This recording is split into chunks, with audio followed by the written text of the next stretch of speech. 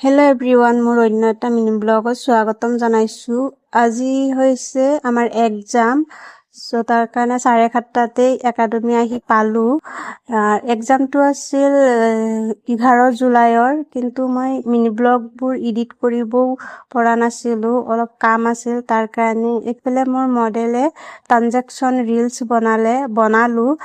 ইয়াত প্ৰায় 1 ঘণ্টামান লাগি গ'ল। তাৰপিছত এয়া মেকআপটো ডান। মেকআপ কেনেকুৱা হৈছে জনাব দেই।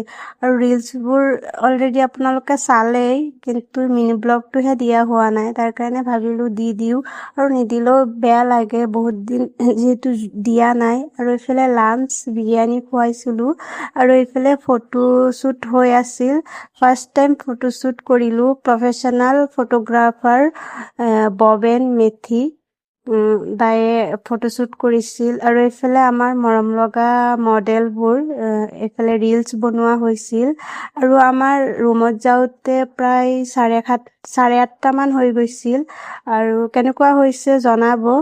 এইফালে ৰিলছ বনাব মডেলসকলেহে বনাব। আমাৰ লগতো বনাইছিলে মেকআপ আৰ্টিষ্ট আৰু মডেলৰ লগত 2টা ৰিলছ বনাইছিলোঁ আমি। তাৰপিছত এয়া বহুত টাইম কৰিলোঁ, ৰিলছ বনালোঁ, লাইভ কৰা হৈছিল। এতিয়া যোৱাৰ টাইম, বহুত ভাগৰ লাগিল, আৰু ভিডিঅ'টো ইমানেই।